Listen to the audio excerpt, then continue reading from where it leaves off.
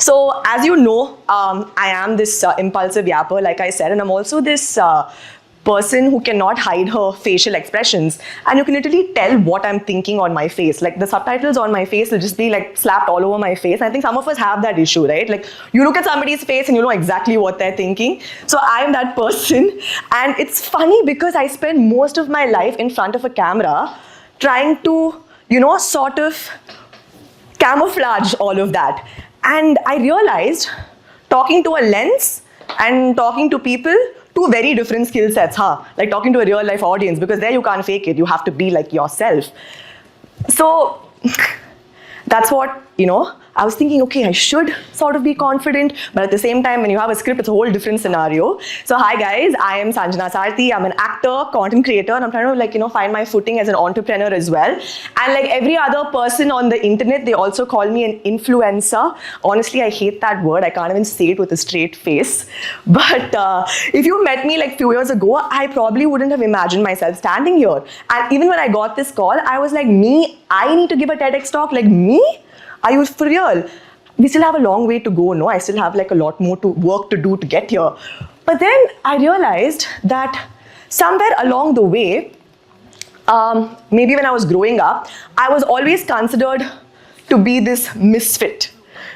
A little mismatched from school, also, those who know.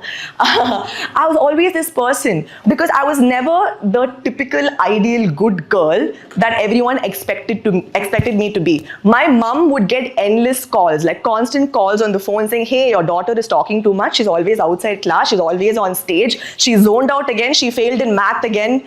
Okay, so these are the continuous calls my mom got. Basically, don't get me wrong, I loved school. I made some great memories in school, but I knew somewhere that I didn't belong. I was sort of a misfit, in this space. Mentally, I was always elsewhere. Mentally, I was always outside. And along the way, while growing up, I realized all this impulsive nature, low attention span, I had even ADHD to the list now. Okay, one more problem to fix, beautiful. I started asking myself these questions. Do I not fit into this ideal perfect world? Do I not belong here? Do I need to alter myself and edit myself to fit into this ideal world? Because if you're also an overthinker, you tend to decode the same problem about like 200 times. And I'm also this person who cannot hide, like I told you, what I'm thinking. So I'm this person who just say whatever I'm thinking and then I'll go back home and decode it. Like I feel really sorry for my mom and my friends who have to put up with me listening to my endless rants and endless, vent sessions that I've had with them. But then I think a moment that really, really shifted for me was a romantic relationship that I stayed in longer than I should have. Yeah. I think we've all been in one of those, right? We feel like if that relationship is perfect, everything in life is perfect. If the relationship is not okay, then everything in life is also going downhill. Because in my head, I was the picture perfect girlfriend. Like the picture perfect girlfriend, like your typical movie girlfriend. Like I checked off all the boxes, okay? Of course, I had my flaws, but in my head, I thought I was perfect. And when it ended, I was very confused. I was like, what? This relationship is over, it's done, but I did everything perfectly. Like what went wrong? So I started altering myself, adjusting myself. I thought, okay, maybe if I try a little harder, maybe, if I change myself a little bit, or maybe if I tell this person or show this person how much I care, or they'll see that, this person is amazing and they'll come back into my life, everything will work out, everything will be magical again. But little did I know, life happened and the relationship did not work out. And that's when the overthinking really, really started. Because if you grew up watching Shah Rukh Khan movies, okay, you know where the bar is set, right? You can imagine the expectations, like what to be loved and how to be loved felt like. And I was one of those people. I thought to be loved was somebody walking in, with like a big dramatic entry, background score, someone coming and giving me like emotional speeches, choosing me every single day, telling me that you're the one, like expressing what they feel about me. So I thought one day out of nowhere, some person is going to come like this and just fix my life. Yes, like I said, again, reality happened and life had a very different script for me, different plot twists happened, and all of these uninvited characters entered my life. How many of you have seen the animated movie Inside Out here? Okay, wow, nice. Okay. You know, like the characters have like real emotions and they come to like life in your head, right? That's exactly what happened in my life. Sadness came into my life, got very comfortable. Anxiety was, running the show. Overthinking was doing overtime. Sleep became what sleep, how much sleep, or sometimes too much sleep. So all these characters just entered my life and they got very comfortable. You know, it was like a full-time ensemble cast that was in my head. Not the ideal cast I was expecting, but okay, whatever. So they ate with me, they traveled with me, they didn't eat with me, they watched movies with me, they hung out with me, but they got very comfortable in my life. And they didn't come like, as and when they wanted. They properly like just stayed there. But then after a while, real friends also showed up. And when I was dealing with this difficult phase and your gut always knows when something is not right for you, and sometimes we choose to ignore that inner voice. We'll be like, I know this is not okay for me, but what if I try again? Like, what if I just, step forward and do this again? So I was one of those people who did not listen to my gut. But when the universe showed me signs and got some real life people into my life. Like my previous speaker also said, your core gang, right? Your core friends who are very, very important, and who you surround yourself with makes such a big difference. So I'm very grateful to them, by the way, because they were really there for me during that tough phase. And that's very true. Like who you surround yourself with really matters. They can have a great influence on you.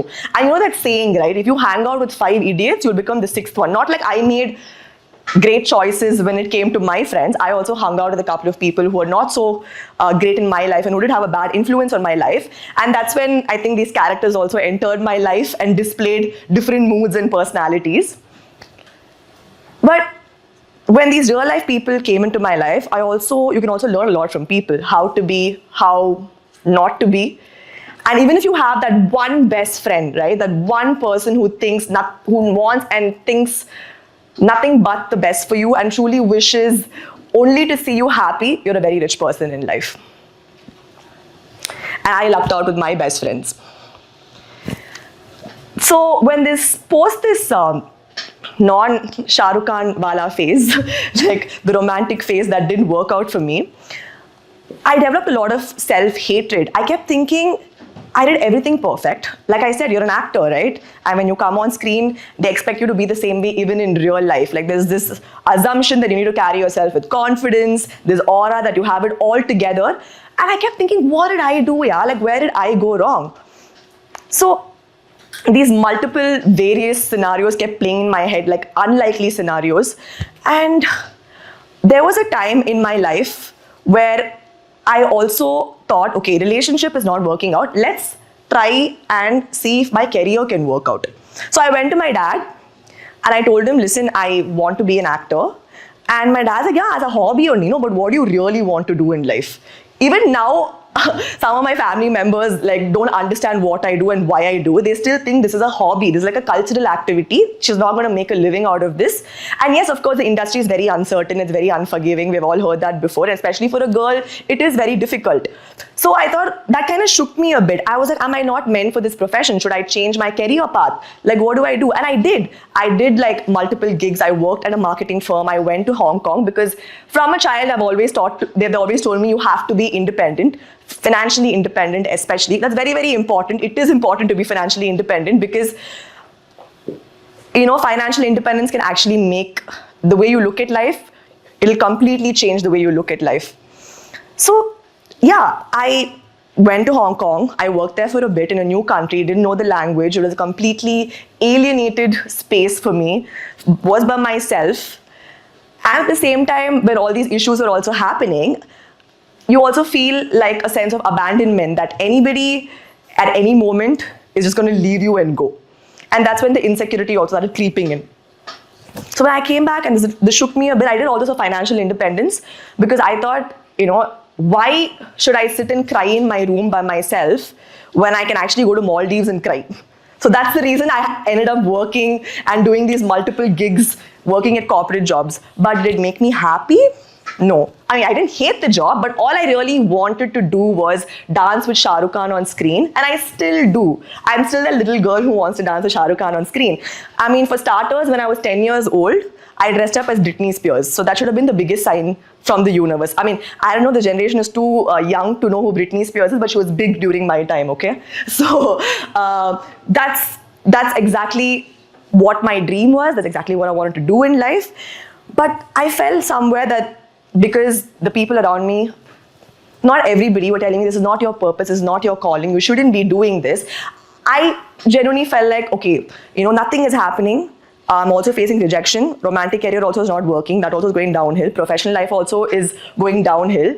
And this happened well until my mid-20s, because when I did take up an acting gig when I was very young, little did I know that I would get stereotyped and branded as that character for the longest time in my life. I think some of you know which role I'm talking about. I'm still known as a Tupaki Tangichi, which is fine, but I don't want that to be my identity, right? Because that's just a role on screen. That's not who I am as a person. So somewhere I felt like this is not my identity and this is not what I want to do. So that typecasting and that stereotype happened well until my mid-20s. And then you see like kids on reality shows doing insane things, and then you see like some of these kids on Instagram having their whole life together. They have like a 5-step skincare routine. They know what blending, contouring is. I didn't even know how to spell contouring at that age, man. Like I'm like, what's up with these kids? And I haven't had my life figured out until my mid-20s. Wow, okay, that's not how exactly I wanted my life to pan out, but fine. But jokes apart, I kept acting as my side hobby, even though I wanted to pursue it. And even though I wanted to make that my entire life, I knew somewhere that only because I'm also a person who would strive for perfection, put other people's happiness before mine, I kept acting in one side. I also took the professional route, worked at multiple corporate gigs like I already told you before. But I felt like I was putting myself into this box. I started disliking myself even more. It made me think worse things about myself only because I wanted to be accepted and I wanted to fit into this perfect ideal world. And that was not who I am.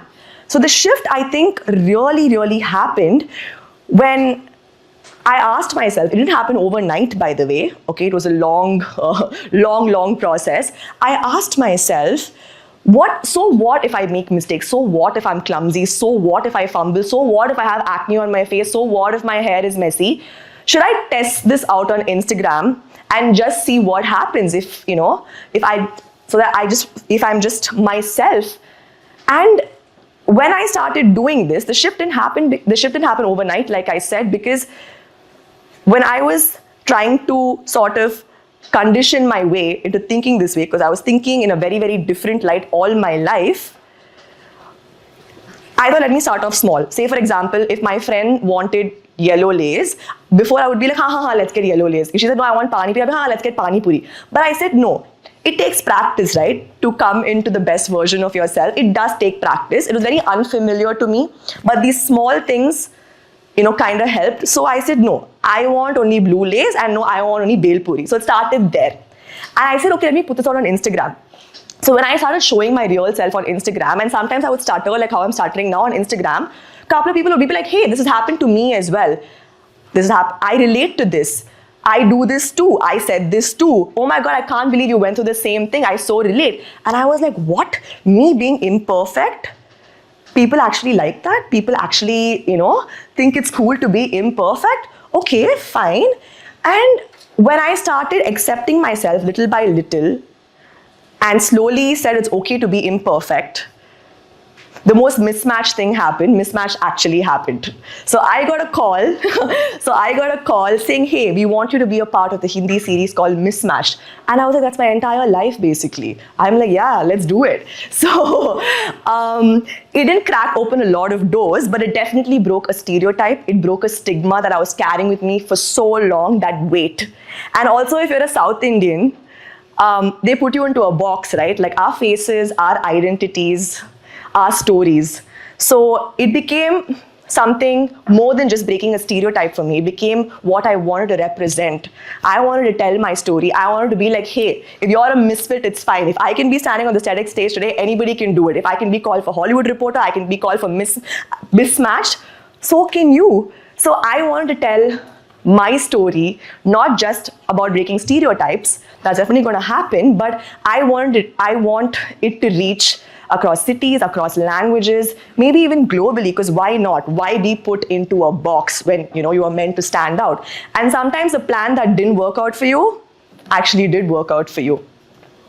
So the awakening is not pretty, it's clumsy, it's messy. You'll overthink a lot. I still do have bad days. I still overthink. But instead of going, why is it like this? I ask myself, hey, this happened today. Let me try again tomorrow. I want to be more kinder to myself today. And I think that's one big takeaway that I have learned from life all these years. So before I leave, I want you guys to open your arms. Do it. And give yourselves a big hug. Big hug.